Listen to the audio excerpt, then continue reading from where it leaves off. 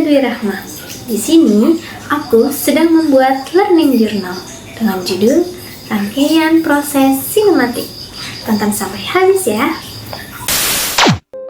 Nah, jadi teman-teman, dunia sinema atau film merupakan salah satu bentuk karya seni yang memiliki kapasitas besar dalam menyampaikan pesan, membangkitkan emosi, dan merefleksikan realitas sosial secara mendalam loh.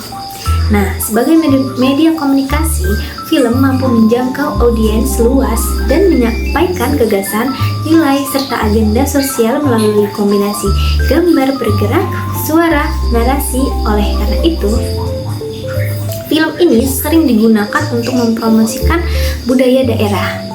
Nah, menggerakkan opini publik dan menyebarkan pesan edukatif, contohnya. Nah, yang pertama, penelitian menyebutkan bahwa film ini adalah salah satu media massa. Film ini juga berfungsi sebagai sarana komunikasi loh teman-teman.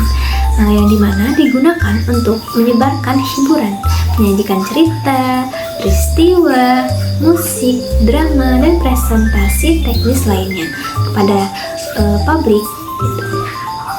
Itu menurut Mansur.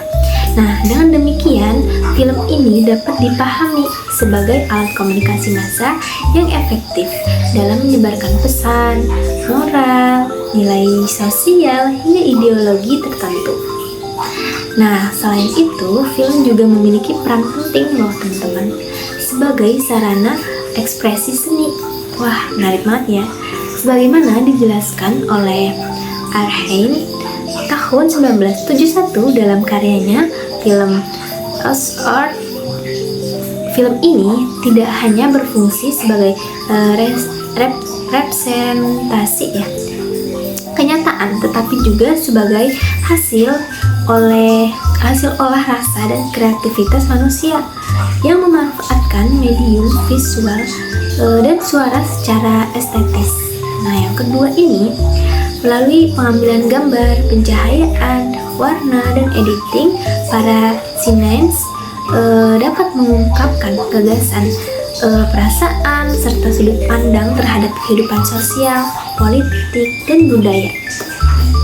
Nah, di sisi lain juga, film ini dapat berkembang sebagai media edukasi yang berfungsi menanamkan nilai dan membentuk karakter masyarakat loh teman-teman. Nah, terutamanya di generasi muda, di generasi Gen Z ya contohnya. Nah, produksi film sendiri merupakan proses kompleks yang melibatkan banyak tahapan nih, dan kolaborasi berbagai departemen, mulai dari praproduksi, yaitu tahap perencanaan ide, penulisan skenario, pemilihan aktor, dan perencanaan teknis. Nah, kemudian produksi, yaitu proses pengambilan gambar dan suara, hingga sampai ke pasca produksi, yakni editing. Nah, ini penting banget teman-teman. Ini tuh pemberian efek visual, penambahan musik, dan distribusi. Nah, setiap tahap memiliki fungsi dan tujuan tanggung jawab yang saling berhubungan. Seperti yang dijelaskan oleh Hermawan tahun 2024 ya.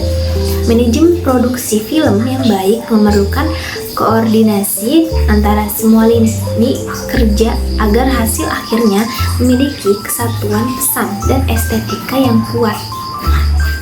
Yang ketiga, dalam praktiknya tidak sedikit karya film yang gagal menyampaikan pesan secara efektif karena lemahnya pemahaman terhadap proses sinematik. Banyak juga nih sineas pemula yang menganggap bahwa film hanya sebatas pada pengambilan gambar tanpa memperhatikan struktur produksi yang sistematis.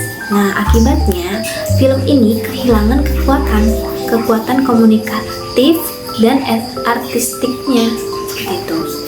Nah, kegagalan film dalam menyampaikan pesan sering disebabkan oleh kurangnya perencanaan pada tahap praproduksi dan minimnya komunikasi antar departemen. Nah, pemahaman terhadap produksi sinematik penting teman-teman, karena film ini bukanlah hasil kerja satu individu saja, melainkan kolaborasi banyak pihak dari banyak pihak gitu.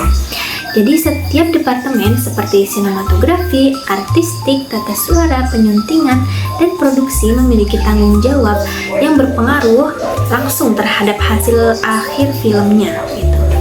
Jika satu elemen tidak bekerja dengan baik, maka keseluruhan film dapat kehilangan makna, teman-teman.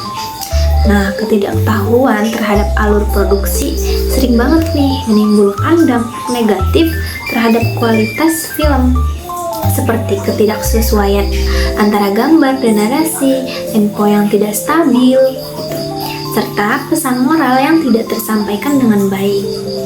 Hal ini menunjukkan bahwa pemahaman teknis dan konseptual dalam pembuatan film merupakan bagian dari literasi media yang perlu dikuasai oleh para calon millennials. Nah, mungkin hanya itu yang dapat saya sampaikan. Kurang lebihnya mohon maaf. Wassalamualaikum warahmatullahi wabarakatuh.